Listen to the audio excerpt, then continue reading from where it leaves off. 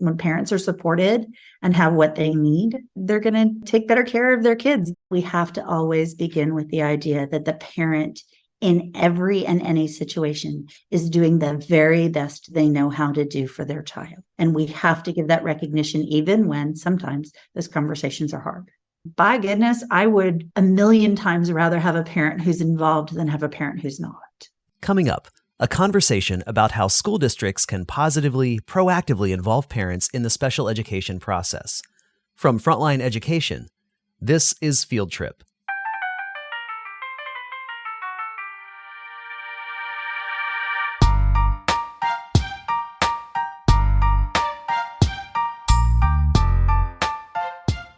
Well, today I'm very happy to be joined by Dr. Kristen Williams, the Executive Director for Disability Services in San Antonio Independent School District. Dr. Williams, welcome to Field Trip. Thank you for having me, Ryan. I'm excited to be here. I want to talk to you today about the issue of parent involvement in special education. And I know that often when parents of special education students and schools interact, it's either around the annual IEP or ARD committee meeting, or it's because parents have complaints or concerns.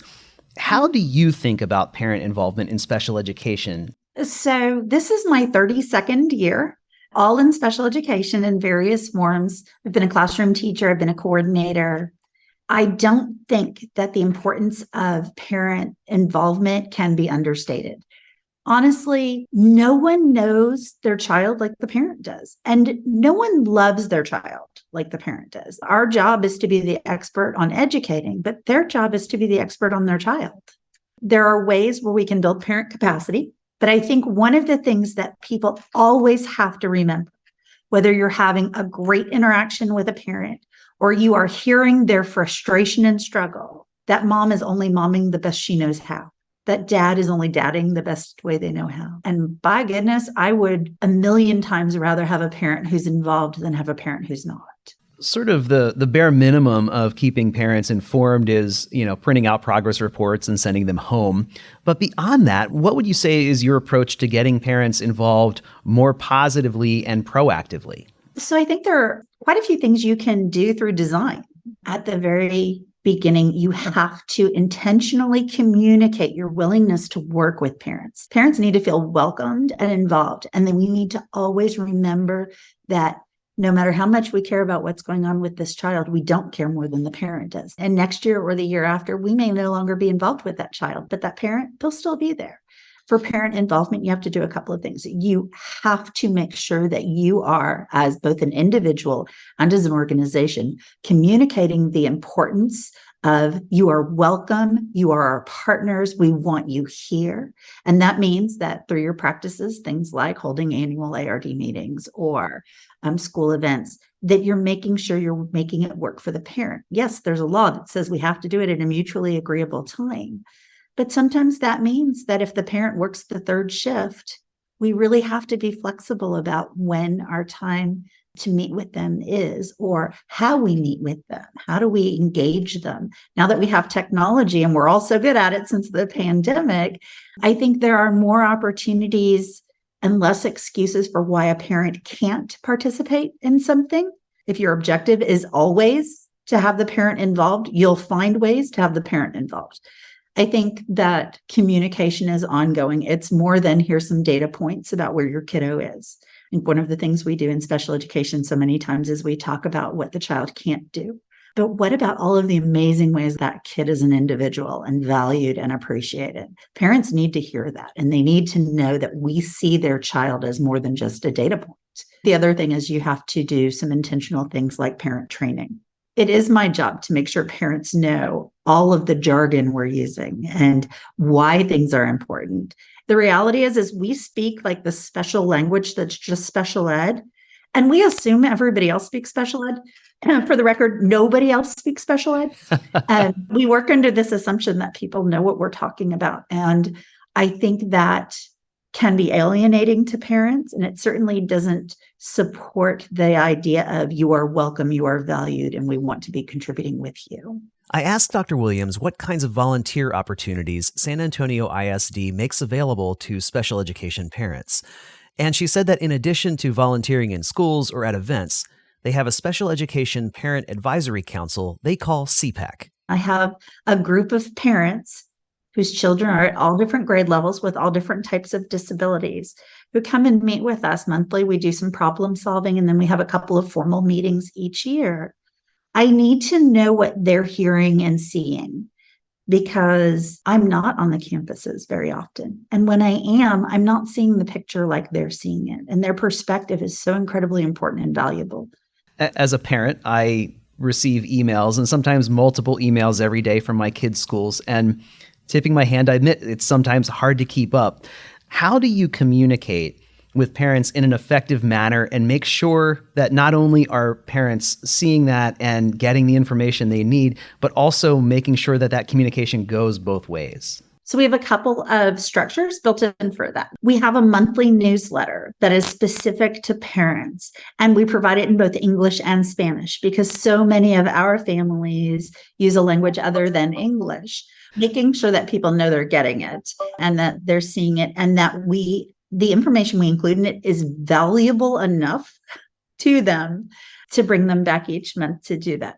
We also have parent education classes. So every month we have a different subject. And, sometimes it's about how to connect with agencies or how, here are some summer programs that are coming out. But sometimes it's things like how to help your child fill out the FAFSA, how to help your child pick a right college or how to go to the disability services office at a college. A lot of times parents don't know those things exist.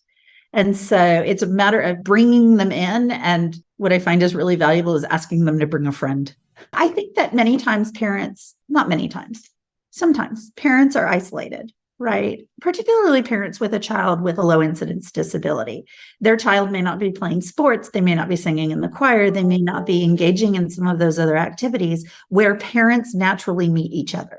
And so we have to be intentional about how we bring them together, because when parents are supported and have what they need, they're going to take better care of their kids. They're going to be able to love them the most that they can do. And I think that is really important.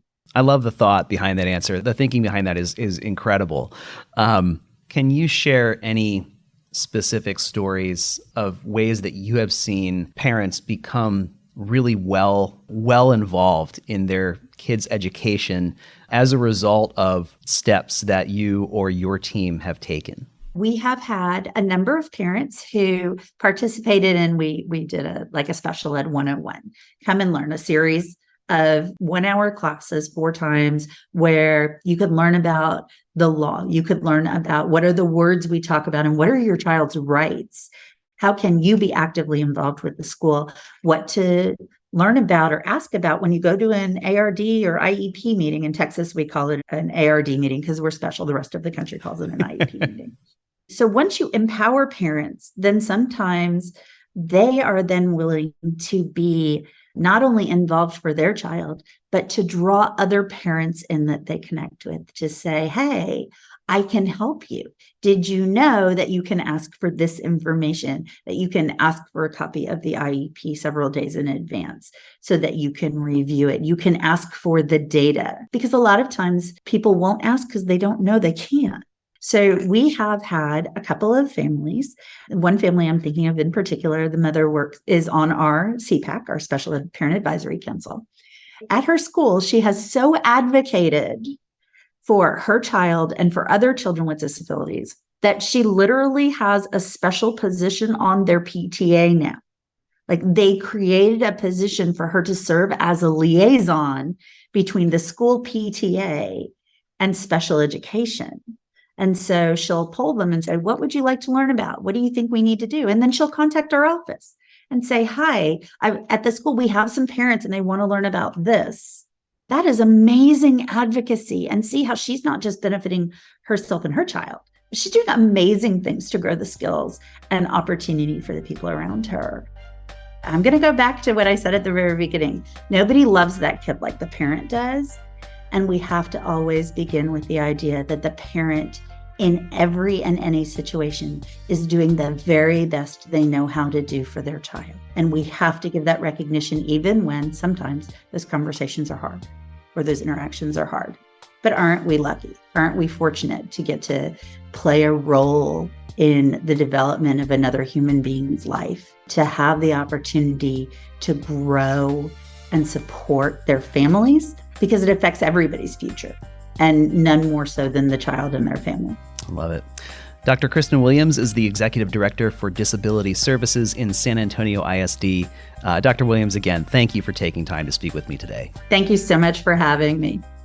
Field Trip is a podcast from Frontline Education, providing software for school districts, including solutions for managing special education and programs for special student populations. You can check out more at frontlineeducation.com. And be sure to subscribe to this podcast so you won't miss any episodes we release. For Frontline Education, I'm Ryan Estes. Thanks for listening, and have a great day.